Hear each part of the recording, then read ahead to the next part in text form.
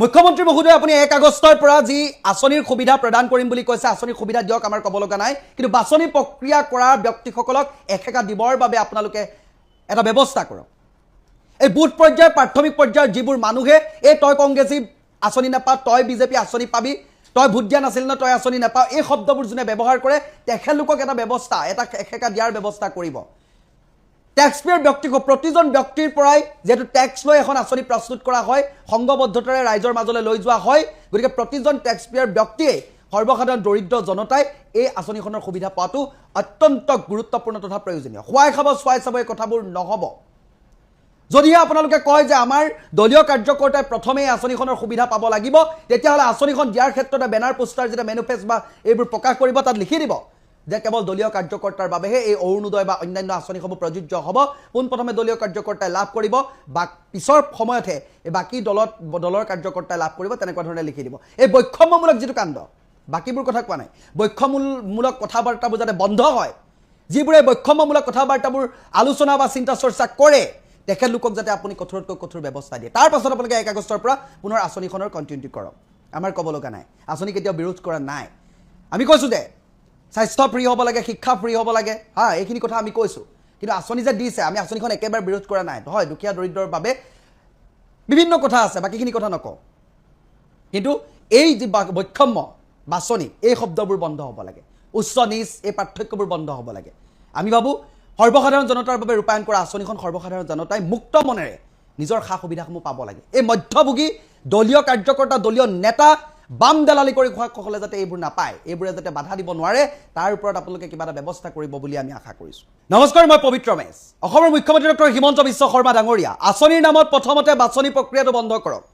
যেটো আপুনিয়ে ঘোষণা কৰিছে 1 আগষ্টৰ পৰা অৰুণোদয়ৰ পৰা আদি কৰি কৃষক পেঞ্চনৰ পৰা আদি কৰি যিসমূহ আঁচনি সেই আঁচনি প্ৰদান কৰিব আৰু এই আঁচনি প্ৰদান কৰাৰ প্ৰাক মুহূৰ্তত গত বছৰবোৰত যি হ'ল কিন্তু এই 5টা বছৰত যাতে তেনেকুৱা ধৰণৰ কামবোৰ নহয় আপুনি তাৰ প্ৰতি দৃষ্টি নিবদ্ধ ৰাখিব বুলি আমি আশা কৰিছোঁ পুৱাই পাব খুৱাই খাব চুৱাই মাত্ৰ চাই থাকিব লাগিব এই কথাবোৰ কেতিয়াও সহ্য কৰা নহ'ব আৰু আপোনাৰ দলৰ এই বুথ পৰ্যায়ৰ বা এই যি প্ৰাথমিক পৰ্যায়ৰ গোটসমূহ আছে সেই সকলোকে এটা বিশেষভাৱে নিৰ্দেশনা প্ৰদান কৰিব আপুনি যেটো সকলোকে নিৰ্দেশনা দিয়ে থাকে নিৰ্দেশনা প্ৰদান কৰিব যাতে দুখীয়াৰ মুখৰ ভাত কাঢ়ি খাবলৈ তেখেতলোকে যাতে কোনো কাৰণত ৰখি নাথাকে যিজনে পাব লাগে যিজন যোগ্য হিতাধিকাৰী যাৰ বাবে আঁচনিখন প্ৰস্তুত কৰা হৈছে তেওঁ যাতে উচিতভাৱে আঁচনিখনৰ সুবিধা লাভ কৰে তেতিয়াহে আঁচনিখন ৰূপায়ণ কৰাৰ সাৰ্থকতা থাকিব অন্যথা আপোনালোকে আঁচনিখন দিওঁতে ঘোষণা কৰি দিব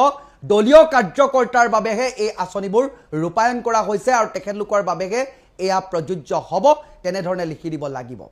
ৰাজ্যৰ বিভিন্ন প্ৰান্তত এই আঁচনিৰ নামত এই বাছনি প্ৰক্ৰিয়া আঁচনিৰ নামত কেলেংকাৰী আঁচনিৰ নামত কেৱল মাত্ৰ দলগতভাৱে যিবোৰ বৈষম্য দেখুওৱা হয় এইবোৰ চৰ্চা চলি থাকে হয়তো আপোনাৰ কাণ নাপায়গৈ হয়তো আপুনি কথাবোৰ গম নাপায়গৈ এই কথাখিনিৰ ওপৰতো আপুনি গুৰুত্ব আৰোপ কৰিব বুলি আমি আশা কৰিছোঁ বহুখিনি সময়ত আমাকো বিভিন্নজনে মন্তব্য কৰে আমাক কয় আপোনালোকে চৰকাৰৰ দৃষ্টিগোচৰ হোৱাকৈ কথাবোৰ কেতিয়াবা দাঙি নধৰে আমি বিভিন্ন সময়ত এই আঁচনি বিষয়টোৰ ওপৰত আমি দাঙি ধৰিছোঁ পুৱাৰ ঘৰতে দদাই মাঘী পেঘী খুৰা খুৰী পেহা পেঘী চাকৰি কৰা বহু ব্যক্তিৰ ঘৰতো চাউলৰ কাৰ্ডৰ সুবিধাৰ পৰা আদি কৰি অৰুণোদয় আঁচনিৰ পৰা আদি কৰি লুটি পুতি হোৱাত গুগ্ৰাসে গিলিবলৈ ৰখি থাকে সেইসকল আপোনালোকৰ দলীয় কাৰ্যকৰ্তাকো যাতে একেকা দিবৰ বাবে কিবা এটা ব্যৱস্থা ঘোষণা কৰে কোনোবাই যদি আঁচনিৰ নামৰ এই গণ্ডগোল নামৰ ব্যৱস্থাটো কৰে তেতিয়াহ'লে কঠোৰতকৈ কঠোৰ শাস্তি বিহা হ'ব কেৱল মুখত নহয় তেখেতলোকে কৰি দেখুৱাব লাগিব তেতিয়াহে আঁচনিখন সফল ৰূপায়ণ কৰাৰ ক্ষেত্ৰত আপোনাৰ সাৰ্থকতা থাকিব অন্যথা এই আঁচনিখন কেৱল মাত্ৰ দলীয় কাৰ্যকৰ্তাৰ বাবেহে যে ৰূপায়ণ কৰা হয় বহুখিনি ক্ষেত্ৰত তেনেকুৱা ধৰণেই লাগে বহুতে ক'ব বিচাৰে যে আমাৰ চৰকাৰ আমাক আঁচনি দিছে তেতিয়াহ'লে কৈ দিব সেই সকলোকো বুজাই দিব আপুনি যে চৰকাৰখনে আঁচনিখন ৰূপায়ণ কৰে এই ট্যাক্স পেয়াৰ জনসাধাৰণৰ পৰা প্ৰতিজন ব্যক্তিয়ে দুখীয়া দৰিদ্ৰ কণা কুজা সকলোৰে পৰা ট্যাক্সবোৰ লয় আৰু তাৰ পৰা সংঘবদ্ধতাৰে প্ৰণালীবদ্ধভাৱে এইবোৰ আঁচনি হিচাপে ৰূপায়ণ কৰি বিতৰণ কৰে গতিকে যদিহে এয়া দলীয় কাৰ্যকৰ্তাৰ বাবে হয় তেতিয়াহ'লে বাকী ব্যক্তিসকলৰ পৰা যিসকলে আঁচনি নাপায় বা এই সুবিধাবোৰ নাপায় সেইসকল ব্যক্তিৰ পৰা ট্যাক্স লোৱাটো আপোনালোকে বন্ধ কৰিব লাগিব এই কথাবোৰ যিসকল তলৰ পৰ্যায়ৰ ব্যক্তি সেইসকলক বিশেষভাৱে বুজাই দিব এই আঁচনিৰ ক্ষেত্ৰত কোনো দলগত বৈষম্য থাকিব নোৱাৰিব এই কথাবোৰ আপোনালোকে বুজাই দিব মই বস্তুবোৰ বহুত ক্ৰিটিকেল কৰি বনাবলৈ বেয়া পাওঁ এইটো কাৰণে সাধাৰণ জনতাই যেহেতু আপোনালোকক ভোট দিছে সৰ্বসাধাৰণ কোনো এই আমেৰিকাৰ পৰা আহিয়াত ভোটাধিকাৰ সাব্যস্ত কৰা নাই লণ্ডনৰ পৰা আহিয়াত ভোটাধিকাৰ সাব্যস্ত কৰা নাই কোনো বেৰিষ্টাৰী মানুহে আপোনাক ভোটাধিকাৰ কৰা নাই এই সৰ্বসাধাৰণ জনতাইহে আপোনাক ভোটাধিকাৰ সাব্যস্ত কৰিছে গতিকে সৰ্বসাধাৰণ ৰাইজে বুজি পোৱাকৈ কথাখিনি কৈছোঁ বহুজনে অবুজন আজিও হৈ আছে বহুজনে এতিয়া ভাবিছে আঁচনি আহিব তহঁতি যদি আমাক ভোট দিয়া নাই আমি তহঁতক আঁচনি নিদিওঁ বা তহঁতি কংগ্ৰেছক ভোট দিছিল ন তহঁতি এবাৰ আঁচনি নাপাবি আমাৰ এইটো দলৰ নিয়মে আছে দলৰ মানুহখিনিক আগতীয়াকৈ দি ল'ব লাগিব এই তেনেকুৱা যিসকল ব্যক্তিয়ে কথাবোৰ কয় সেইসকলক প্ৰথমতে আপোনালোকে কঠোৰতকৈ কঠোৰ ব্যৱস্থা কৰিব লাগিব তেতিয়াহে আঁচনিখন সফল ৰূপায়ণ হ'ব অন্যথা ফটুকাৰ ফেন ভেকু ভাওনা কেৱল মাত্ৰ ৰাইজৰ টকাগাল বুগ্ৰাখে এই আদ্যবন্ত ব্যক্তিসকলে খাই কেৱল মাত্ৰ গপত গংগাটো হৈ থাকিব তেখেতলোকৰহে পেট ভৰিব চুৱাই চাব খুৱাই খাব কেৱল মাত্ৰ পুৱাইহে পাব এই আঁচনিৰ এই যিটো ব্যৱস্থা এইখিনিৰ পৰা আপোনালোকে এই মানুহখিনিক অন্ততঃ একেকা দিব বুলি আমি আশা কৰিছোঁ এইবাৰ আমি তথ্য সমৃদ্ধভাৱে আপোনালোকৰ মাজলৈ লৈ আহিবলৈ চেষ্টা কৰিম ক'ত কেনেকৈ এই আঁচনিৰ নামত কেনেকুৱা ধৰণৰ কেলেংকাৰীবোৰ কেনেকুৱা ধৰণৰ কথাবাৰ্তাবোৰ চলি থাকে এই বস্তুবোৰ আপোনাক দেখুৱাবলৈ চেষ্টা কৰিম আপুনি কেৱল মাত্ৰ চাই নথব এইসকলৰ ওপৰত এটা ব্যৱস্থা কৰিব যদি আপুনি এই ব্যৱস্থাবোৰ কৰিব পাৰে তেতিয়া আপোনাৰ ওপৰত মানুহৰ আস্থা আৰু বিশ্বাসটো আৰু দুগুণে বৃদ্ধি পাব গতিকে কথাখিনিৰ ওপৰত গুৰুত্ব আৰোপ কৰিব বুলি আমি আশা ৰাখিছোঁ আপোনাৰে এটা মন্তব্য যে 1 আগষ্টৰ পৰা যিসকল ব্যক্তিয়ে আঁচনিৰ সুবিধা লাভ কৰি আছিলে তেখেতলোকে পুনৰ এই আঁচনিৰ সুবিধা পাব বুলি ঘোষণা কৰিছে আঁচনিখন দিয়াৰ পূৰ্বে আপোনালোকে এটা বিশেষ ঘোষণা কৰিব যাতে এই আঁচনিখনৰ ক্ষেত্ৰত সকলোকে সমান দৃষ্টিৰে চোৱা হয় কাৰণ শপত গ্ৰহণৰ সময়তো আপোনালোকে কৈছে কোনো ধৰণৰ আমি বৈষম্যমূলক নহয় সকলোকে সমান দৃষ্টিৰে দুখীয়া ধনী সকলোকে আমি কথা বতৰাবোৰ কৈ আছোঁ কিন্তু আশ্চৰ্যজনক কথা হ'ল যে যিখন চৰকাৰে মূল্যবৃদ্ধিৰ ইছ্যু লৈ পেলাই শাসনলৈ আহিছিলে এই চৰকাৰখনৰ দিনতে আজি মূল্যবৃদ্ধিৰ বিষয় লৈ আজি হাজাৰটা টকশ্ব কৰিব লগা আছে মানুহে হাল্লা কৰিব লগা হৈছে তেওঁলোকে পিঁয়াজৰ মালা পিন্ধিছে আজি তেওঁলোকে মূল্যবৃদ্ধিৰ কথা ক'লে আপুনি ছাপ্লাই নাই বুলি কয় মানুহক দুখ দিয়ে বা বিভিন্ন ধৰণৰ কথা কয় কিন্তু আচল কথাটো হ'ল যে মূল্যবৃদ্ধি হৈ আছে এই চৰকাৰখনৰ দিনত সৰ্বাধিক মূল্যবৃদ্ধি হৈছে এইটো বৰ ডাঙৰ কথা এতিয়া যেতিয়া পেট্ৰলৰ দাম বাঢ়িছে পেট্ৰলৰ দাম বঢ়াৰ লগে লগে বাছৰ ভাড়া বাঢ়িছে আপোনাৰ ৰন্ধন গেছৰ মূল্য যেতিয়া বাঢ়িছে আপোনাৰ কেণ্টিনখনত খোৱা চিগাৰেটৰ দামো বাঢ়িছে ৰেষ্টুৰেণ্টত যাওক হোটেলত যাওক চবতে গাখীৰ চাহ কাপৰ দামো বাঢ়িছে এই যে পেট্ৰল হওক বা আপোনাৰ ৰন্ধন গেছে সৰু সৰু বস্তুবোৰ যেতিয়া মানে দাম বাঢ়ি যায় তেতিয়া এটা চেইম চিষ্টেমত সকলো বস্তুৰ দাম বৃদ্ধি হৈ যায় এতিয়া যদি মিঠাই খাবলৈ যায় মিঠাইৰ দাম আপোনাৰ প্ৰতিটো মিঠাই 5-7 টকাকৈ দাম বাঢ়িছে এই আমি যেতিয়া গুৱাহাটীত থাকো আমাৰ এই মুহূৰ্তত আমাৰ কাৰণে মানে বিশেষভাৱে ছাত্ৰ ছাত্ৰী বা গুৱাহাটী যিখিনি PG কৰি থাকে বা পঢ়ি আছে বা যিকোনো মানে চাকৰি কৰি আছে এইখিনি ল'ৰা ছোৱালী ফেচ কৰি থকা এটা ডাঙৰ বিষয় আছে আপোনাৰ ৰন্ধন গেছ এই যে ৰন্ধন গেছৰ চিলিণ্ডাৰ নাইকিয়া হৈ গৈছে আপোনাৰ নতুন কানেকশ্যন আপোনালোকে তেওঁলোকে নাপায় এতিয়া নতুন কানেকশ্যন নাই তেওঁলোকে পুৰণা কানেকশ্যনত চলিব লাগে আমি যেতিয়া গুৱাহাটীত থাকো সকলোৱেতো আপোনাৰ কাৰ্ড কোনো নলয় এতিয়া কাৰ্ড যেতিয়া আমি গেছ নাপাওঁ গেছ নাপালে কি হৈছে 3500 লৈকে 2500 4000 5000 লৈকে আমি গেছ কিনিবলগীয়া আছে এতিয়া তেওঁলোকে কৈছে ব্লেক বন্ধ কৰিছে ব্লেকত গেছ কিনা বেচা বন্ধ আছে এতিয়া যদি কওঁ ব্লেকত যদি গেছ কিনা বেচা বন্ধ হৈছে 3000 টকা 3500 বা 5000 লৈকে কেনেকৈ গেছ বিক্ৰী হৈ আছে এই যিখিনি সমস্যা এই সমস্যাখিনি আমি বাৰে বাৰে কৈ আছিলো যে গুৱাহাটীত থকা ছাত্ৰ ছাত্ৰীখিনি গেছৰ অভাৱত ভুগিবলগীয়া হৈছে গেছ নাই গেছ নতুন কানেকশ্যন নিদিয়ে ব্লেকত কিনিবলৈ হ'লে 2500 বা 4000 5000 দিবলগীয়া হয় এতিয়া যদি এটা ৰন্ধন গেছৰ মূল্য যদি 4000 বা 3000 5000 হয় তেতিয়াহ'লে এজন ছাত্ৰ ছাত্ৰীয়ে যদি গুৱাহাটীত থাকিবলৈ কিমান টকা লাগিব আমাৰতো যিখিনি ল'ৰা ছোৱালী গুৱাহাটীত থাকে সেইখিনি মধ্যবিত্ত শ্ৰেণীৰ এটা মিনিমাম এমাউণ্ট এটা তেওঁলোকক দিয়া হয় তাৰ পাছত তেওঁলোকে এটা মানে খুব এটা মানে ইকনমিক এটা চিষ্টেমত আমি চলো যাওঁ ইমান টকা খৰচ কৰি আমি ইমান মাহত 10,000 টকা দিব 5000 টকা দিব এতিয়া যদি ৰন্ধন গেছৰ মূল্য যদি 3500 4000 5000 টকা হয় তেন্তে ছাত্ৰ ছাত্ৰীখিনি কি সমস্যাত ভুগিব লগা হৈছে ডাঙৰ কথা কিন্তু এই কথাবোৰ যদি আমি পাতি আছো এই বিষয়বোৰৰ ওপৰত আপোনাৰ কোনো জিলা প্ৰশাসনেও গুৰুত্ব নিদিয়ে চৰকাৰেও নকয় এতিয়া যদি আমি কথা পাতোতে মিয়াৰ কথা কয় এই বিষয়টো বাৰম্বাৰ কৈছো যে গেছৰ দাম যে বাঢ়িছে গেছৰ ব্লেকত গেছ নাই বুলি কৈ আছে তেন্তে মিয়া হয় মানে আজি হিন্দু মুছলিম কথাখন এতিয়াও শুনি আছো বা আমি শুনিয়ে আহিছে এটা কথাটো হ'ল কি যদি বজাৰলৈ যাওঁ হিন্দুৱে একে দাম দিব লাগিব মুছলিমক একে দাম দিব লাগিব মিয়াই একে দাম দিব লাগিব সত্তৰ হিন্দুত্ববাদীসকলে একে দাম দিব লাগিব প্ৰতি কেজি চাউলত 5 টকাকৈ বাঢ়িছে মই যিটো চাউল খাওঁ তাৰ দাম 5 টকাকৈ বাঢ়িছে মই নিজে ধৰি আছো গাখীৰৰ দাম বাঢ়িছে মিঠাতেলৰ দাম বাঢ়িছে এইটো অত্যাৱশ্যকীয় সমস্যা সেই কথাও বাদ দিছে এতিয়া যদি শাক পাচলি দাম আজি যদি কৰবাত যায় আপুনি 80 টকা বিলাহী কেজি কৰবাত আকৌ দেখিব 60 টকা বিলাহী কেজি বজাৰ নাই এতিয়া আপুনি ব্ৰইলাৰ কৰবাত দেখিব 280 টকা কোনোবাই 200 টকা দিছে বজাৰ নিয়ন্ত্ৰণটো যে নাই এই সমস্যাটো কৰবা হৈছে মধ্যভোগী আছে মধ্যভোগী দালাল আছে এতিয়া যদি দালাল আছে দালাল ধৰাৰ দায়িত্ব কাৰ চৰকাৰৰ যদি ধৰিব পৰা নাই তেন্তে কাক দোষ দিয়ে এতিয়া যদি 70 বছৰ আগত কি হৈছিলে তাক যদি গালি পাৰি এই মুহূৰ্তত আমি টকছত বহো তেন্তে আলোচনা নকৰাই ভাল এই মুহূৰ্তত চৰকাৰখনে মূল্য বৃদ্ধিৰ বাবে কি কৰিছে এইটো বৰ জৰুৰী তেওঁলোকে কি কৰিছে এই মুহূৰ্তত মূল্য তেওঁলোকে জনাব লাগে কাৰণ আমাৰতো এতিয়া মিয়া হিন্দু মুছলিম এইখিনি কথা পাতিলে মূল্য বৃদ্ধিটো কমি নাযায় আমাৰ সমস্যা সমাধান নহয় গতিকে আমাৰ সমস্যা সমাধান লাগে সমস্যা সমাধান কেনেকৈ হ'ব তেওঁলোকে যেনেকৈ কংগ্ৰেছৰ দিনত পিয়াজৰ মালা পিন্ধিছে এতিয়াও তেওঁলোকে পিয়াজৰ মালা পিন্ধক দাম বাঢ়ি আছে পিয়াজৰ মালা এই মুহূৰ্তত পিন্ধিব লাগিব কাৰণ এতিয়া কিন্তু প্ৰতিবাদ কৰিলে তেওঁলোকে নুশুনে প্ৰতিবাদৰ ভাষাই নাইকিয়া হ'ল বিজেপি দিনত এইখিনি কথা যে মূল্য বৃদ্ধিটো এটা সামাজিক বিষয় প্ৰতিটো ছেক্টৰৰ মানুহক চুই যোৱা বিষয় ছাত্ৰ ছাত্ৰীৰ পৰা একদম ধনী মানুহজনে একে দামত কিনিব লাগিব দুখীয়া মানুহজনেও সেই একে দামত কিনিব লাগিব গতিকে এই বিষয়বোৰত আপুনি হিন্দু মুছলিম কৰাতকৈ মই বিষয়বোৰৰ ওপৰত কথা পতাটো খুব জৰুৰী বুলি ভাবোঁ ঠিক আছে ৰঞ্জু কুমাৰ শৰ্মা মই আহিছোঁ মই এইটো কথা জানিব বিচাৰিছোঁ যে ঠিক আছে যে আপোনালোকৰ আগষ্টৰ 16 তাৰিখ মানৰ পৰা এটা ধৰি ল'লোঁ তাৰ দিন এটা যে তেতিয়াৰ পৰা অভিযান চলিব শাক পাচলিবোৰৰ দামৰ ক্ষেত্ৰত এটা নিয়ন্ত্ৰণ আহিব বুলি আমি আশা কৰিছোঁ মধ্যভোগীক নিয়ন্ত্ৰণ কৰা হ'ব কিন্তু এই যিটো খাদ্য সামগ্ৰী অত্যাৱশ্যকীয় সামগ্ৰী চাউল দাইলৰ যিটো লাহে লাহে দাম বাঢ়ি গৈ আছে এমাহ আগত পোৱা চাউলটো প্ৰতি কেজি এতিয়া 10 টকা বাঢ়ি গ'ল দাইলত 4-5 টকাকৈ দাম বাঢ়ি গ'ল মিঠাতেলত 10 টকাকৈ বাঢ়ি গ'ল ৰিফাইন তেলত দাম বাঢ়িছে কণীত ইমান দাম বাঢ়িছে এই খাদ্য সামগ্ৰী অত্যাৱশ্যকীয় খাদ্য সামগ্ৰীখিনি যিটো প্ৰতিটো পাকঘৰত প্ৰতিদিনে লাগে এইখিনিৰ ওপৰত নিয়ন্ত্ৰণ কেনেকৈ আহিব কেতিয়া আহিব মই আপোনাৰ শ্ব'ত আৰম্ভণিতে কৈছিলোঁ যে মূল্য বৃদ্ধিৰ জৰিয়তে আমি সকলো মানুহ আক্ৰান্ত হৈছোঁ মই কোৱা নাই যে ভাৰতীয় জনতা পাৰ্টীৰ 70 লাখ কাৰ্যকৰ্তাৰ কাৰণে চব ফ্ৰী আছে আৰু অন্যখিনি মানুহে পইচা বেছি দিব লাগিব এতিয়া অনিন্দিতাই যিটো কথা কৈছে যে আমাৰ কোনো চেঞ্চেই নাই কথাটো তেনেকুৱা নহয় আমাৰ চেঞ্চ আছে সেইকাৰণে 2019 চনতে আমি কৃষি আইন আনিছিলোঁ সেই আইনখনৰ জৰিয়তে এই বস্তুটোক ব্যৱস্থিত কৰা যাওক সেই দূৰদৰ্শিতা আমাৰ আছিলে সেই দূৰদৰ্শিতা আমাৰ নেতৃত্বৰ আছিল কাৰণে সেই আইনখন অনা হৈছিলে কিন্তু সেই আইনখন ব্লক কৰি দিয়াটো বিপ্লৱ হৈ গ'ল আৰু সেই দূৰদৰ্শিতা দেখুৱাৰ কাৰণে আমি অপৰাধী হৈ গৈছিলোঁ তেতিয়া সেইটো যিয়ে নহওক সমাজে দেখিছে সেইকাৰণে আমি 102টাত দেখিছোঁ সমাজে দেখিছে সমাজে অনুভৱ কৰিছে সেইকাৰণে আমি 102টাত দেখিছোঁ যিমানে বিৰোধিতা অপপ্ৰচাৰ যি কৰে কৰি থাকক তাত আমাৰ আপত্তি কৰিব লগা নাই আৰু মইতো এটা কথা ভাল পাওঁ যে মানে আমাক এজনক মাতি আমাক বিৰোধ কৰা কংগ্ৰেছতো দুজন মুখপাত্ৰ পোৱা মাতিলে আৰু ভাল পাওঁ যিমান তেওঁলোকে চিঞৰ বাখৰ কৰে বা এনেধৰণৰ কথা আমাক গালি গালাজ কৰে আমাৰ মানে পাব্লিকৰ ওচৰত আমাৰ গ্ৰহণযোগ্যতাটো বাঢ়ি গুচি যায় গতিকে সেইটো হওক মই তাত আপত্তি নাই কিন্তু কথাটো হ'ল যে মই আপোনাক আৰম্ভণিতে কৈছিলোঁ প্ৰডাকশ্যনৰ যিটো গ্ল'বেল ৱাৰ্মিং বা অন্যান্য কাৰণত সেইটোক আপুনি অস্বীকাৰ কৰিব পাৰে ইয়াত বহি পেলা বহুত মানুহে কৈ দিব পাৰে অসমত গছ কাটিলে ছুইজাৰলেণ্ডত বৰফ গলিব নেকি কিন্তু আজি বিজ্ঞানে সেইটো প্ৰুভ কৰিছে যে দক্ষিণ আফ্ৰিকাত গছ কাটিলেও অসমত গৰম হ'ব পাৰে গোটেই পৃথিৱীখন গ্ল'বেল ৱাৰ্মিং সেইকাৰণে কোৱা হৈছে আজি চব বস্তুতে আজি অসমত ধানৰ উৎপাদন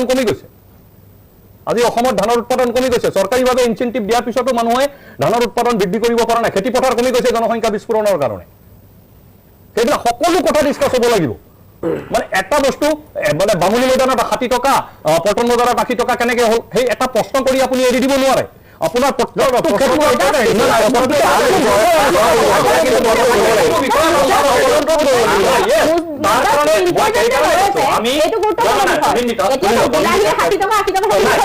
শুনি লওক প্লিজ মানে আমাক জনসাধাৰণে ভাৰতীয় জনতা পাৰ্টীক অকলে 82টা আৰু ভাৰতীয় জনতা পাৰ্টীৰ নেতৃত্বাধীন মৰ্চাক 102জন বিধায়ক জিকাই পঠাইছে তাৰ মানে আমি অতি বিনম্ৰতাৰে ৰাইজৰ সেই মানে আশীৰ্বাদক গ্ৰহণ কৰি আমি এইটোক বিজয় বুলি কোৱা নাই মুখ্যমন্ত্ৰীয়ে সেইদিনাখনে কৈছে এইটো আমাক আশীৰ্বাদ আমাক শক্তি দিছে ৰাইজে কামখিনি কৰিবৰ কাৰণে যিখিনি কাম আমি 10 বছৰত সম্পূৰ্ণ কৰিব নোৱাৰিলোঁ সেই কাম আমি অহা 5 বছৰ আমি সম্পূৰ্ণ কৰি দিম 100% কৰিম আমি নিৰ্বাচনৰ সময়ত প্ৰতিশ্ৰুতি দিছিলোঁ যিকেইটা প্ৰতিশ্ৰুতি দিছিলোঁ তাৰ 2-3টা প্ৰতিশ্ৰুতি ইতিমধ্যে পূৰণ কৰিছোঁ ঠিক আছে ACCৰ পৰা আৰম্ভ ঠিক আছে এতিয়া মুখ্যমন্ত্ৰীয়ে কৈছে কঁকাল ভাঙি দিয়ক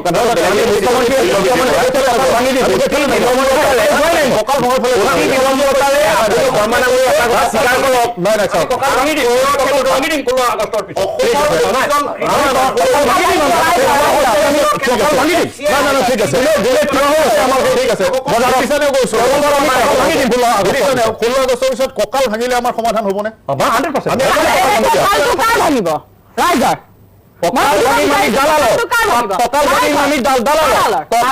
কঁকাল ভাঙি আমি মধ্যভোগী যোনে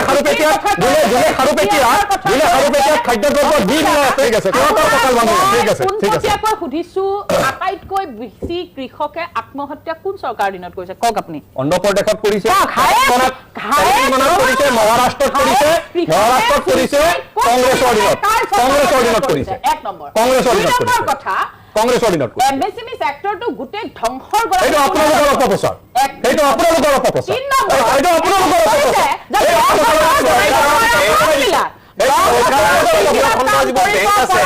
এই বেংকবিলাকে কিন্তু নিবনুৱা ক্ষেত্ৰত তেওঁলোকে শেষ কৰিব আমি তেওঁলোকে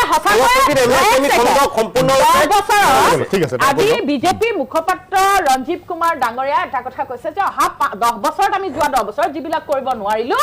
অহা 5 বছৰত আমি সেইবিলাক কমপ্লিট কৰিবলৈ চেষ্টা কৰিম ডেফিনেটলি কৰিব বিধানসভাত যেতিয়া মুইপুক খেদুৱাৰ নামত 3 কোটি টকা খৰচা হ'ব আপোনালোকে কাহিনী বিধানসভাত যেতিয়া বিধানসভাত যেতিয়া এইবিলাক কাম কৰি থাকিব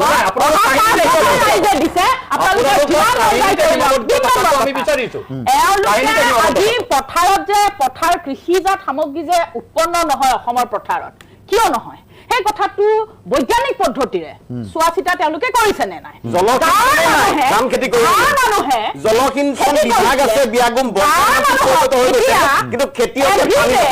এখন মিটিং কাইলে এখন মিটিং ইউনিফৰ্ম পিন্ধি আনকি স্কুলৰ টিচাৰ সকলোকে ইউনিফৰ্ম পিন্ধি বিজেপি মিটিঙত যেতিয়া উপস্থিত থাকিবলৈ বাধ্য কৰা হয় অৰুণোদয় নিদো মিটিঙলৈ নাহিলে অৰুণোদয় কাটি দিম বুলি বিধৱা পেঞ্চন কাটি দিম বুলি তেওঁলোকে যেতিয়া ৰাইজৰ মাজত হুংকাৰ কৰে আৰু এইবিলাক অপেন প্ৰুফ আছে দেই এতিয়া মোৰ লগত এইবিলাক লাগি লাভ নাই বৰকে কাৰণ লোক ইমান তললৈ যায় যিদিনা ইলেকশ্যনৰ ৰিজাল্ট হৈ আছিল নহয় ভোটৰ গণনা হৈ আছিল সেইদিনা যেতিয়া আমাৰ জালুকবাৰী সমষ্টিৰ ভোটৰ গণনা হৈ আছিল জালুকবাৰীৰ যিকেইটা এৰিয়াত তেওঁলোকে কম ভোট পালে অপেনলি মুখ্যমন্ত্ৰীৰ লগত থকা শুৱেবাৰ থকা মানুহে তাত উল্লেখ কৰিলে যে তাত আমি কেনেকৈ ভোট কম পালো তাত অৰুণোদয় কাটি দিয়া হ'ব কোনে কোনে নিদিলে ৰাস্তা বন্ধ কৰি দিয়ে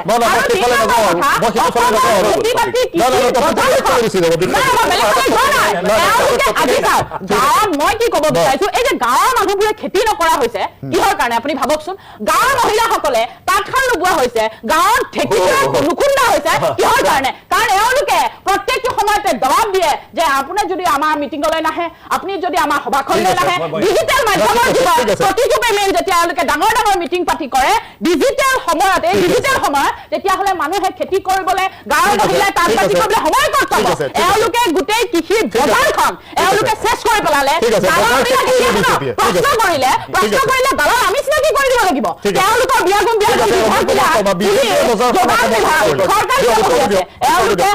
এওঁলোকে মূল্য বৃদ্ধিৰ কথা লাষ্টত উত্তৰ কি দিব জানে হিন্দু মুছলিম মিয়া পাকিস্তান বাংলাদেশ এইবিলাকে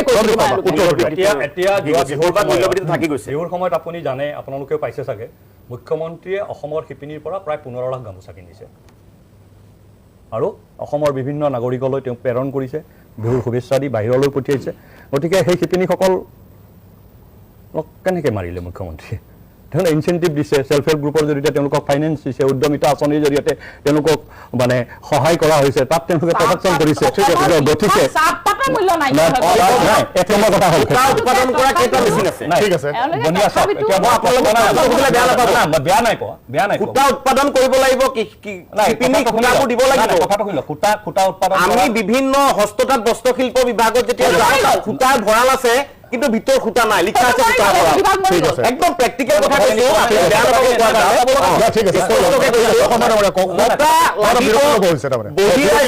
বহিৰাজ্যৰ পৰা গামোচা কৈছো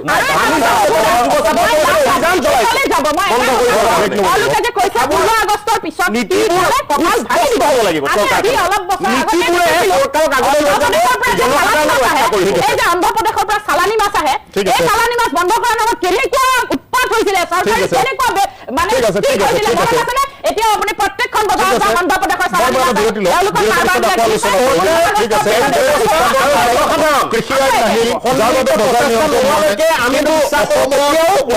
চৰকাৰে যিহেতু এটা 100-200 আসন এটা ডাঙৰ মেণ্ডেট পাইছে 100-200 আসন জনতাই যথেষ্ট আস্থা লৈছিল যথেষ্ট আস্থা লয়ও আজি যাৰ বাবে 100-200 আসন পাইছে 100-200 আসন পোৱাটো সহজ কথা নহয় এতিয়া নিৰ্বাচনৰ পাছত যিটো পৰিৱেশ এতিয়া যি ধৰণৰ যুদ্ধৰ প্ৰভাৱ বুলি আমি বুজি ললো যে ইন্ধনৰ মূল্য বৃদ্ধি সকলোৱে জানে যে যুদ্ধৰ প্ৰভাৱ কিন্তু অত্যাৱশ্যকীয় খাদ্যৰ যিটো এতিয়া সামগ্ৰীৰ দাম বাঢ়ি গৈ আছে উৎপাদন হ্ৰাসে ইয়াৰ মূল কাৰণ মধ্যভোগীৰ কথাও কোৱা হৈছে এই কথা বতৰাবোৰে দৰাচলতে সৰ্বসাধাৰণক পতিয়ন নিয়াব পাৰিবনে নতুনকৈ চৰকাৰ গঠন হৈ কেইটামান সিদ্ধান্ত ল'লে সিদ্ধান্তকেইটাৰ এটা সিদ্ধান্ত হ'ল যে যিবোৰ স্কুলত ল'ৰা ছোৱালীৰ সংখ্যা LP স্কুলৰ 30টা হয় বা 30টাতকৈ কম হয় সেইবিলাক স্কুল এমালগেমেট কৰিব, মানে বন্ধ কৰি দিব আৰু বেলেগ স্কুলৰ লগত লগ লগাব। ইয়াৰ আগতেও হিমন্ত বিশ্ব শৰ্মা চৰকাৰ যেতিয়া আহিছিল ক্ষমতালৈ তেতিয়াও সেই একে সিদ্ধান্ত লৈছিল যে যিবিলাক স্কুলত ল'ৰা ছোৱালী ইমান, সেইবাৰ যেনিবা 30টা নাছিল, বেছি আছিল, যে ইমান যদি আছে তেনেহ'লে স্কুলখন এমালগেমেট কৰি দিব কাষৰ স্কুলৰ লগত, এনেধৰণে আছিল। এইবাৰ তাৰমানে এনেকুৱা হ'লগৈ যে 30টালৈ আহিল, যে এখন স্কুল LP স্কুল আপোনালোকে ভাবি চাওক মাত্ৰ 30টা ল'ৰা ছোৱালী। এইটো কিন্তু ভয়ংকৰ এটা সমস্যা মানে সেই চৰকাৰী স্কুলখনত 30টা ল'ৰা ছোৱালী থাকিবলৈ হ'লে গোটেইকেইটা ক্লাছ মিলাই তাৰমানে সেইখন স্কুলত পঢ়াৰ কি পৰিৱেশ থাকিব। টিউশ্যনতো চাগে কিছুমান মানুহৰ টিউশ্যন বা কোচিং ক্লাছত তাতকৈ বেছি ল'ৰা ছোৱালী থাকে। কিন্তু কিহৰ কাৰণে হৈছে সমস্যাটো হ'ল তাত। এতিয়া কথাটো হ'ল চৰকাৰে এইবাৰ কিমান ধৰি দিছিলে মই এইমাত্ৰ পাহৰি গৈছোঁ, তথাপিতো চাগে 100মান আছিল নেকি। যদি 100 আছিল এইবাৰ যদি 30 কৰিছে, অহাবাৰ আৰু তেনেধৰণে 20 কৰিব, 10 কৰিব, তাৰপিছত স্কুলবোৰ নাইকিয়া হৈ যাব, এক প্ৰকাৰ নাইকিয়া হৈ যাব চৰকাৰী স্কুলবোৰ। কেইখনমান থাকিব, শিৱসাগৰত এখন আছে, তেনেকৈ ক'ৰবাত এখন দুখন মানে নোহোৱা নিচিনাই। তাৰ ভিতৰত ধৰি লওক অসমত মোটামুটি 10খনমান স্কুল থাকিব, মানে প্ৰাথমিক বিদ্যালয়, আৰু বাকীবিলাক স্কুল নাথাকিব। কাৰণ ল'ৰা ছোৱালী যিটো সংখ্যা ধৰি দিয়ে তেওঁলোকে, সেই সংখ্যাটো সেই স্কুলবিলাকে স্পৰ্শ কৰিব নোৱাৰিব আৰু সেইকাৰণে ল'ৰা ছোৱালী নাথাকিব। এতিয়া কথা হ'ল ইয়াৰ আগতে হিমন্ত বিশ্ব শৰ্মা চৰকাৰৰ দিনলৈকে মানে বিজেপি চৰকাৰত মুঠ 8000 স্কুল চৰকাৰী স্কুল বন্ধ হৈছিল। এইবাৰ বা কিমান হয় নাজানো। এতিয়া যদি 8000 চৰকাৰী স্কুল বন্ধ হৈছিল আৰু তেওঁলোকে কৰি দিছিল কি কথাটো যে স্কুলবিলাকত ল'ৰা ছোৱালী নাই, সেইকাৰণে বন্ধ কৰি এমালগেমেট কৰি দিছিল, মানে ইখন স্কুলৰ লগত সিখন স্কুল লগ লগাই দিছিল। ঠিক আছে, আমি সেইটোতো আপত্তি নাই কৰা। যদি একেবাৰে ল'ৰা ছোৱালী নাই তেনেহ'লে সেইটো কৰিছে, ঠিকে আছে। কিন্তু এতিয়া কথাটো হ'ল এইবাৰ 30লৈ আনিলে। এই যে চৰকাৰী স্কুলবিলাক যে বন্ধ কৰি নিছে, এই চৰকাৰী স্কুলবিলাকত ল'ৰা ছোৱালী কমিছে, 30টা হৈছেগৈ। 30টাতকৈ কম হোৱাৰ কাৰণে বন্ধ কৰিব লগা হৈছে। কিন্তু মেইন গুৰিটো ক'ত, বেমাৰটো নবটাকৈ, বেমাৰটো যদি আপুনি ট্ৰিটমেণ্ট নকৰে, চিকিৎসা যদি নকৰে, ওপৰে আপুনি কাম কৰি থাকিলে হ'বনে? সেয়া লাগিলে শিক্ষামন্ত্ৰী ৰণোজ পেগুৱে হওক, সেয়া লাগিলে মুখ্যমন্ত্ৰী হিমন্ত বিশ্ব শৰ্মাই হওক। বেমাৰটো হৈ আছে ক'ত? বেমাৰটো হৈ আছে যে সেই স্কুলবিলাকৰ আন্তঃগাঁথনি বেয়া। সেই স্কুলবিলাকত পঢ়ি হয়তো মাক বাপেকে ভাবিছে যে প্ৰকৃত শিক্ষা নাপায়। সেই স্কুলবিলাকত পঢ়িলে ল'ৰা ছোৱালীয়ে ভৱিষ্যতে কম্পিটিশ্যনৰ দুনিয়াখনত যাব নোৱাৰিব, যিটো কাৰণে একেবাৰে হাজিৰা কৰা। কাৰণ 30টাকৈ স্কুলত যদি ল'ৰা ছোৱালী থকা স্কুল যদি আছে, তাত হয়তো হাজিৰা কৰা সেই একেবাৰে খুব দুখীয়া দৰিদ্ৰ শ্ৰেণীৰ ল'ৰা ছোৱালী তাত আছে। সেই ল'ৰা ছোৱালীবিলাকৰ মাক দেউতাকে আকৌ কিছুমানৰ নাইও, কিছুমান মই জানো যে ৰিক্সা চালক, ঠেলা চালক, এনেকুৱা মানুহো কিন্তু আজিকালি প্ৰাইভেট স্কুলত ল'ৰা ছোৱালী দিয়ে। কিহৰ কাৰণে দিয়ে তেওঁলোকক যদি সোধা যায়, তেওঁলোকৰ যুক্তি এটাই যে স্কুলখনত আমিতো এনেকুৱা কৰিয়ে খাই দিলোঁ, এনেকৈ কয় তেওঁলোকে, যে আমিতো আৰু ৰিক্সা চলাই খালোঁ, ঠেলা চলাই খালোঁ, কিন্তু এতিয়া যি দিন আহি আছে ভাল স্কুলততো ল'ৰা ছোৱালী পঢ়াবই লাগিব। তাৰমানে সেই মানুহজনৰ দৃষ্টিত আপোনালোকে চৰকাৰী যি স্কুল খুলি দিছে, সেই চৰকাৰী স্কুলত উচিত শিক্ষা নাপায়। সেই ঠেলা চালকজনৰ কাৰণেও নাপায়, ৰিক্সা চালকজনৰ কাৰণেও নাপায়, এই চব্জি বিক্ৰেতাজনৰ কাৰণেও নাপায়, যিটো কাৰণে তেওঁলোকে সেই স্কুলখনৰ পৰিৱৰ্তে এখন ব্যক্তিগত মাধ্যমৰ স্কুল বাছি ল'বলগীয়া হৈছে। এতিয়া তেওঁৰ দৃষ্টিত স্কুলখন কিয় বেয়া, মই বহুদিন সুধিছোঁ তেনেকুৱা মানুহক। সোধোতে গম পাইছোঁ যে সেই স্কুলবিলাকত শিক্ষকসকলে, চৰকাৰী যি শিক্ষক আছে সেই শিক্ষকসকলে বেলেগ কামত বেছি সময় দিব লগা হয়, স্কুলত থাকিবলৈ সময় নাপায়। চৰকাৰৰ কিবা কিবি কাম থাকে, সেই কামবিলাকত যোৱাৰ কাৰণে মাষ্টৰো মানে শিক্ষকো 2-3জনৰ ওপৰতো নাথাকে, 2জনেই থাকে বেছিভাগ। গতিকে 2জনমান থকাৰ কাৰণে এজন নাথাকিলে এজনৰ এনেই হুলস্থুলকৈ ল'ৰা ছোৱালীকেইটা থাকিব লাগে। গতিকে এওঁলোকে ভাবে যে চৰকাৰী স্কুলৰ পৰিৱৰ্তে ব্যক্তিগত স্কুলত দিলে তেওঁৰ ল'ৰা ছোৱালীকেইটা ভাল হ'ব। এতিয়া সেই অসমৰ আটাইতকৈ দক্ষ মুখ্যমন্ত্ৰীগৰাকীয়ে কিয় পতিয়ন নিয়াব পৰা নাই, যে যেনেকৈ তেওঁ মিঠাতেল দি ব্ৰিজ বনাব কৈছে, যে মাতৃ আৰু সন্তানৰ বোলে ব্ৰিজ বনায়, মহিলাসকলক একেবাৰে প্ৰতিখন সভাত গৈ তেওঁ ভাষণ দিছে আগতে ইলেকশ্যনৰ আগত, যে 100 টকা আপোনালোকে এইখিনি পাই আছিল, এতিয়া 100 টকাও দিব নালাগে মই যদি পুনৰবাৰ ক্ষমতাত আহোঁ। তেনেহ'লে সেইজন মুখ্যমন্ত্ৰীয়ে কিয় সেই 1250 টকা দিয়া আপোনাৰ 37 লাখ যে মহিলা হিতাধিকাৰী আছে তেওঁলোকক কিয় ক'ব পৰা নাই আপুনি যে নহয় মই এনেকুৱা শিক্ষা ব্যৱস্থা কৰিম, আপোনালোকৰ স্কুলৰ যে গাঁৱৰ যি প্ৰাথমিক বিদ্যালয় আছে তাতেই ল'ৰা ছোৱালী পঢ়াওক আৰু হিন্দী ইংলিছ সকলো ভাষাত সলসলীয়াকৈ ক'ব পৰা এটা পৰিৱেশ মই আনি দিম স্কুলৰ ভিতৰত। তেওঁ যদি স্কুলৰ সেই মহিলাসকলক টুপুককৈ আপোনাৰ বেংক একাউণ্টত 1250 টকা সোমাই যাব, আপুনি গাঁৱৰ ঘৰৰ পৰা লৰচৰ কৰিব নালাগে বুলি ক'ব পাৰে, সেইজন মানুহে কিয় ক'ব নোৱাৰে যে আপোনাৰ ল'ৰা ছোৱালীক বাটকুৰি বাই বেলেগত পঢ়াবগৈ নালাগে, আপোনাৰ গাঁৱৰ কাষতে থকা স্কুলখনতে পঢ়ক, মই এনেকুৱা ব্যৱস্থা কৰিম যে আপোনাৰ ল'ৰা ছোৱালীয়ে হিন্দী ইংলিছ যি ভাষা জানিব লাগে সকলো ভাষা সৰুৰ পৰাই জানিব, আৰু যেনেকৈ বেলেগ এখন খুব ব্যক্তিগত মাধ্যমৰ স্কুলত যেনেধৰণে ভাল স্কুল এখনত যেনেধৰণে শিক্ষা দিয়া হয় তেনেধৰণৰ শিক্ষাই পাব, কাৰণ আমি শিক্ষকসকলক দৰমহা দিওঁ। সেই কথাটো কিয় ক'ব পৰা নাই? কাৰণ ব্যক্তিগত মাধ্যমৰ যিসকল শিক্ষক থাকে তেওঁলোকে ইমান দৰমহা নাপায়, তেওঁলোকৰ দৰমহা চৰকাৰী স্কুলৰ শিক্ষকতকৈ বহুত কম। গতিকে সেইসকলক যিহেতু আপোনাৰ চৰকাৰে দৰমহা দি আছে, আৰু তেখেতসকলক দৰমহা দিছে ক'ৰ পৰা? আমাৰ কৰকাটলেৰে পইচা দিছে। গতিকে আমাৰ কৰকাটলেৰে পইচা দিয়া সেই মানুহসকলক কিয় আপুনি এনেকুৱা এটা পৰিৱেশ সৃষ্টি কৰি দিব পৰা নাই যে তেওঁলোকে উন্নত কিছুমান মানৱ সম্পদ সৃষ্টি কৰক সেই গাঁৱৰ স্কুলখনৰ পৰাই? তেওঁলোকক এনেকুৱা অনাৱশ্যক কেৱল আপোনালোকৰ ফুকজহি ঢাক ঢোল কোবোৱা কামত লগাই থকাৰ কাৰণে, অনাৱশ্যক কামত লগাই থকাৰ কাৰণে এই ধৰণৰ পৰিৱেশ সৃষ্টি হৈছে যে শিক্ষকেও ল'ৰা ছোৱালীক ভাল ধৰণে শিক্ষাদান কৰিব নোৱাৰে, তেওঁলোকেও গুণোৎসৱত গালি খাব লাগে, তেওঁলোকৰ অথচ কোৱালিটি আছিল কিন্তু নোৱাৰাৰ কাৰণে এই ধৰণৰ সমস্যা তেওঁলোকে খুলিও ক'ব নোৱাৰে, আপোনালোকেও নিশ্চিতি দিব নোৱাৰে। সেই আপোনালোকৰতো 126 গৰাকী বিধায়কৰ, মানে আমাৰ যি 126 গৰাকী তাৰ 102 গৰাকী এতিয়া আপোনালোকৰ, সেই 102 গৰাকীৰ সমষ্টিতেই গৈ পেলাই বিধায়কসকলে কিয় নিশ্চিতি দিব পাৰে? বাকী যে একেবাৰে চাউল দাইল হেৰিয়া গোটেইখিনি কথা ক'ব পাৰে, এই কথাটো যিটো মানৱ সম্পদ মানুহৰ লগত জড়িত বিষয়, তেওঁলোকৰ জেনেৰেশ্যন বাই জেনেৰেশ্যন তেওঁলোকৰ সন্তান সন্ততিৰ কথা আছে। গতিকে তেওঁলোকক কিয় আপোনালোকে ক'ব পৰা নাই যে তোমালোকে স্কুলখনত বিনামূলীয়া খাদ্য পাবা, স্কুলখনত বিনামূলীয়া ইউনিফৰ্ম পাবা, বিনামূলীয়া কিতাপ পাবা, তোমালোকে যি স্কুলত বাহিৰা ব্যক্তিগত স্কুলত গাঁৱৰ পৰা দূৰত নি যে পঢ়াবলগীয়া হৈছে, এই 6-7 কিলোমিটাৰ নি টেম্পুত উঠি আমুকত উঠি তামুকত উঠি, তাতকৈ তোমালোকে গাঁৱৰ স্কুলখনত পঢ়োৱা, তাৰ নিচিনাই তাতকৈ বেছি ভাল শিক্ষা পাবা, কাৰণ আমি শিক্ষকসকলক দৰমহা দিওঁ। সেই কামটো আপোনালোকে কিয় কৰিব পৰা নাই? কাৰণ এই শিক্ষকসকলক আপোনালোকে হৰেক ৰকমৰ টাস্ক দিয়ে। টাস্ক দিয়া বুলি যে কয়, মানে কাম, ইটোৰ ওপৰত সিটো কাম, সিটোৰ ওপৰত সিটো কাম। গতিকে তেওঁলোকেও আৰু মেচিনটো নহয়, মানুহটো আৰু মেচিন নহয়। গতিকে তেওঁলোকে এটা সময়ত যিটো মূল দায়িত্ব তাৰ পৰা ফালৰি কাটিবই লাগিব, কাৰণ তেওঁলোকেও দৰমহাটো পালে বুলিয়ে যে সেই যে আপোনালোকে হৰেক ৰকমৰ কামত যে এই মাটি ভৰোৱা, কলহত মাটি ভৰোৱা, পেলু দৰৱ খুওৱা বা সকলো কামত যে লগাই থয়, তেতিয়াহ'লে তেওঁলোকে পঢ়াবগৈ কেতিয়া? সেইটো হ'ল 1 নম্বৰ কথা। গতিকে সমস্যাটো আপোনালোকে সৃষ্টি কৰিছে। এই যে 30টা ল'ৰা ছোৱালী থকা স্কুল যে বন্ধ কৰাৰ কথা কৈছে, সেইটো আপোনালোকে কিয় সেই কামটো কৰিব লগা হৈছে? কিয় আপোনালোকে বাধ্য কৰিব পৰা নাই যে শিক্ষকসকল তোমালোকে পঢ়োৱা, বাকী চব কাম বাদ দিয়া, আমি বেলেগ মানুহ চাম সেইবিলাক কামৰ কাৰণে? সেইটো কৰিব পৰা নাই। তেওঁলোকৰ পৰাই এপইণ্টমেণ্টটো শিক্ষক বুলি দি বিভিন্ন কামত নিওঁ। গতিকে এই অৱস্থা হ'বই। আৰু এতিয়া এনেধৰণে গৈ থাকোঁতে চৰকাৰী স্কুল নোহোৱা হ'ব। এতিয়া মই এটা কথা কৈ থওঁ দেই, প্ৰাথমিক স্কুলৰ যে চৰকাৰী স্কুলবিলাক নোহোৱা হ'ব, এই উচ্চতৰ মাধ্যমিক স্কুল বা উচ্চ মাধ্যমিক স্কুল, সেইবিলাকৰ শিক্ষকসকলে আকৌ খুব একদম ঠেঙৰ ওপৰত ঠেং তুলি ভাবি আছে যে LP স্কুল বন্ধ হৈছে, ভালেই হৈছে,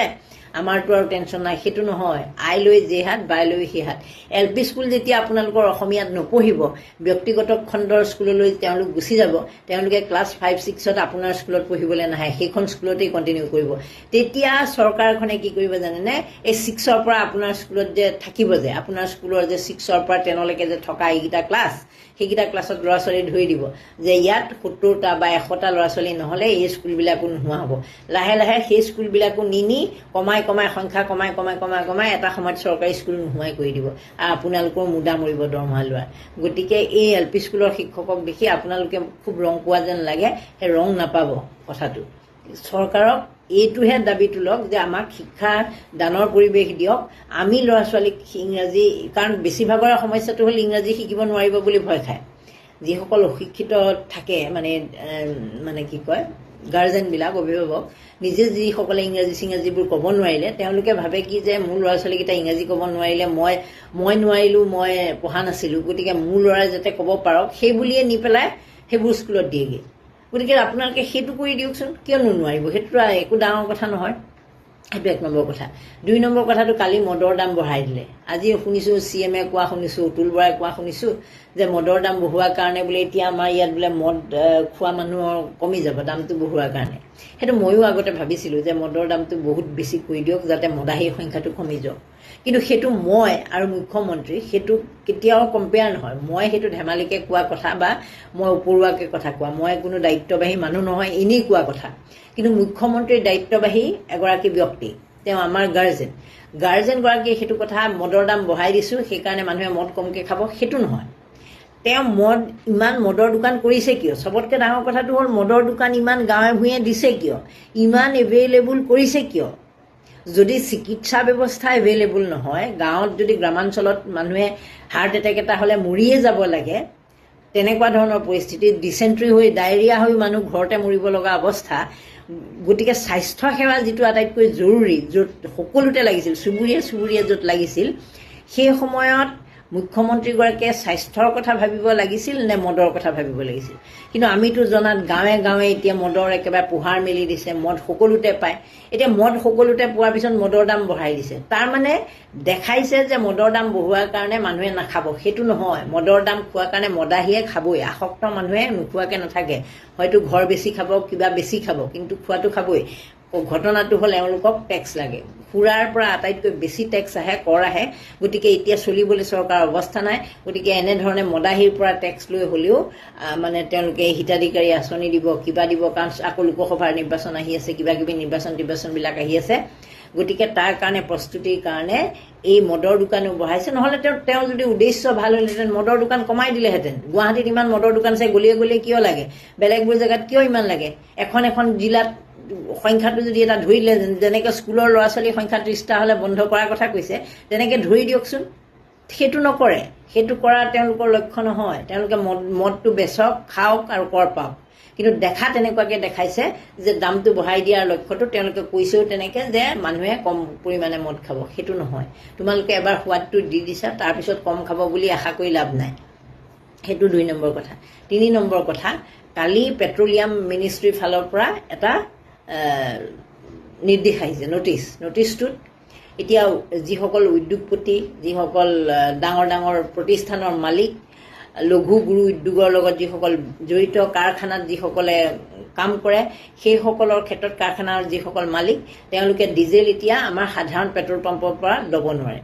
তেওঁলোকে ল'ব লাগিব বাল্ক ছিষ্টেমত। বাল্ক মানে আমি জানো নহয়, বাল্ক ছিষ্টেমটো একদম একেলগে বহুতখিনি ল'ব লাগিব। মানে আমাৰ খুচুৰা হেৰিয়াৰ পৰা ল'ব নোৱাৰে, পেট্ৰল পাম্পৰ পৰা। যেতিয়া খুচুৰাৰ পৰা ল'ব নোৱাৰে, চৰকাৰে অজুহাতটো দেখাইছে যাতে সাধাৰণ মানুহৰ সমস্যা নহয়, সেইকাৰণেহে বোলে তেওঁলোকক ল'বলৈ দিয়া নাই। কিন্তু সেইটো নহয়। আচল কথাটো হ'ল এই বাল্ক ছিষ্টেমত যে তেওঁলোকে ল'ব, তাত তেওঁলোকে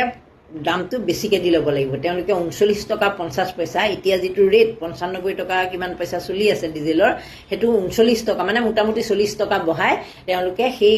ডিজেলটো ল'ব লাগিব। আৰু সেই ডিজেলৰ পইচা আমাৰ চৰকাৰে পাব। মানে সেই মানুহবোৰ, যিবোৰ মানুহে সেই কামবিলাকৰ লগত জড়িত, তেওঁলোকে এতিয়া আপোনাক মোক আমি যিমান টকাত পাওঁ তাতকৈ 45 টকা বেছিকৈ দিয়াৰ পিছত 40 টকা বেছিকৈ দিয়াৰ পিছত তেওঁলোকে যি প্ৰডাকশ্যন কৰিব, সেই প্ৰডাকশ্যনবিলাকৰ কষ্টিংটো, যিটো কি কয় ব্যয়টো, নিৰ্মাণ ব্যয়, প্ৰিপেৰেশ্যনৰ কাৰণে যিটো খৰচ, সেই খৰচটো বাঢ়ি যাব। আৰু বাঢ়ি যোৱাৰ কাৰণে বস্তুৰ মূল্য বৃদ্ধি পাব। বাহিৰৰ পৰা অহা বস্তুৰ মূল্য বৃদ্ধি পাব, দাইলৰ মূল্য বৃদ্ধি পাব, চাউলৰ মূল্য বৃদ্ধি পাব। কাৰণ সেইবিলাক গাড়ী, যিবোৰ আমি ডাঙৰ ডাঙৰ লোড লৈ যে অহা দেখোঁ হাইৱেবিলাকত, সেই গাড়ীবিলাকে এতিয়া সাধাৰণ পেট্ৰল পাম্পত পেট্ৰল ভৰাব নোৱাৰিব। যেতিয়া তেওঁলোকে বাল্ক ছিষ্টেমত পেট্ৰল ভৰাবলৈ যাব, তেতিয়া তেওঁলোকে কি কৰিব, সেই কেৰিং চাৰ্জটো যিহেতু পাৰ লিটাৰ বাঢ়ি যাব ন, 39 টকা 50 পইচাকৈ, তেতিয়াহ'লে আপোনালোকে আমাৰ ওপৰত মাধমাৰটোৰ কথা ভাবক। দেখাত তেওঁলোকে কৈ আছে যে সাধাৰণ মানুহে যাতে অহা 90 দিনলৈ পেট্ৰল পাম্পত সমস্যাৰ সৃষ্টি নহয়, ডিজেল গাড়ীত যাতে আপোনালোকে ভৰাওঁতে সমস্যাৰ সৃষ্টি নহয়, সেইকাৰণেহে তেনেকুৱা কৰিছে। কথাবোৰ ইমান পজিটিভ, শুনিলে মানে আপুনি যদি এটা ছাইডেদি শুনে নহয়, কথাটো বিৰাট ভাল লাগে যে ঠিকে আছে দে, আমাৰ গাড়ীখন অন্তত বা মোৰ বাইকখন বা মোৰ অটোখনত চলোৱাত সুবিধা হ'ব, গতিকে চৰকাৰে এইবোৰক বাঢ়ি কৰিছে, ভালেই আছে। কিন্তু প্ৰভাৱটো কিমান দীঘলীয়াকৈ পৰিব সেই কথাটো আপোনালোকক নাই কোৱা। মদৰ কথাটো ক'লোৱেই, শিক্ষাৰ কথাটো ক'লোৱেই। গতিকে চৰকাৰে যি কৰি আছে নহয়, প্ৰতিটোৱেই মানে নিজে স্ববিৰোধী, নিজে ফচে, নিজে কয় আৰু নিজে ফচে। মুখ্যমন্ত্ৰী আজি আৰু এটা ভিডিঅ' মানে হেৰিয়াতে আজি কেবিনেটতে কোৱা শুনিলোঁ যে এজন বিহাৰী বেয়া হ'লে আমি সকলো বিহাৰীক দোষাটো অনুচিত। সেই কথাটো মই কিন্তু 100% নিশ্চিত যে এজন বিহাৰীৰ কাৰণে আমি সকলো বিহাৰীকে কোৱাটো উচিত নহয়। অসমীয়াক তেওঁ কৈছে যে অসমীয়াক যদি এজন অসমীয়া বেয়া কৰে, আমাক যদি অসমীয়া জাতি ধৰি গালি পায় আমি বেয়া পাম। হয়, কেলৈ বেয়া নাপাম? মোক যদি তেনেকৈ কয় অসমীয়া তহঁত তেনেকুৱা বুলি কৈ দিয়াৰ লগে লগে মোৰ সঁচাকৈ চেণ্টিমেণ্টত লাগে। বিহাৰীসকলেও লাগিব, মাৰোৱাৰীও লাগিব, সকলোৱে লাগিব সেইটো। তেতিয়া মিয়া নালাগিব কিয়? কাৰণ অসমীয়া, বিহাৰী, মাৰোৱাৰী, মিয়া চবৰে কাণ দুখন একেই, চকু দুখন একেই, বাকীখিনিতো আমাৰ মানুহ হিচাপেতো আমি চব একেই ন। গতিকে মিয়াক যেতিয়া আমি গালি পাৰি থাকোঁ, যে এটা মিয়াই কৰাৰ কাৰণে গোটেই মিয়া গাল বুলি যে গালি পাৰি থাকোঁ, তেতিয়া মিয়াৰোতো গাত লাগিব। তেনেহ'লে স্ববিৰোধী কথাবোৰ মুখ্যমন্ত্ৰীয়ে কিয় কয়? তেওঁ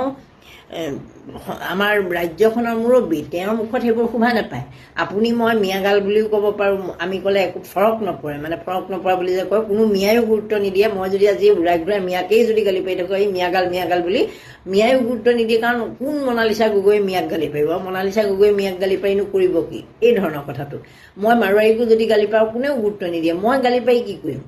গতিকে কথাটো হ'ল যে মুখ্যমন্ত্ৰীয়ে যেতিয়া এটা মন্তব্য কৰে তেতিয়া খুব সেইটো ৰেচপনচিবিলিটি লৈ পেলাই কৰিব লাগে, আৰু সেইটোৱে যাতে সমাজত কাৰো ওপৰত কাকো যাতে হাৰ্ট নকৰে। কাৰণ ভাৰতীয় সংবিধানত আমি সকলো সমান, সকলো ধৰ্মৰ মানুহেই যিহেতু সমান, গতিকে আমি গালিৰ সপনি পাৰোঁতেও সেই কথাটো চাব লাগে। কিন্তু সেইটোতো হোৱা নাই। হোৱাৰ বিপৰীতে মুখ্যমন্ত্ৰীয়ে এই ধৰণৰ কথা কৈছে। তথাপিতো আকৌ শেষত মই এটা কথা কওঁ, মিয়াক গালি পৰা এটা কাৰণো আছে যে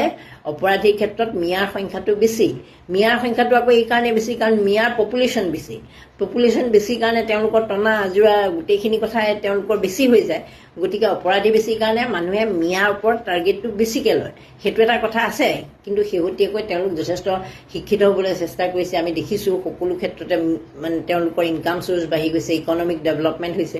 গতিকে সেইকাৰণে এটা বেলেগ পৰিৱেশলৈ হয়তো ঘপকৈ মিয়াবিলাক গুচি যাব, আৰু আমাৰ বাকীসকলৰ তুলনাত, আমি বহি খোৱাসকলৰ তুলনাত তেওঁলোকৰ উন্নয়ন বেছি হ'ব। তেতিয়া হয়তো আমি চেলুটেই মাৰিব লাগিব। কিন্তু এতিয়া কথাটো হ'ল যে কথাবিলাক কওঁতে যাতে স্ববিৰোধ নহয়, নিজে কোৱা কথাটোকে যাতে আকৌ কথাটোৰ কাৰণে মানুহে যাতে উভতি ধৰিব নালাগে, সেই কথাটো আমি চোৱা উচিত। আৰু শিক্ষাৰ কথাটো কিন্তু এইটো ভয়ংকৰ এটা ঘটনা হৈছে, আৰু মদৰ কথাটো কিন্তু কম ভয়ংকৰ কথা হোৱা নাই দেই।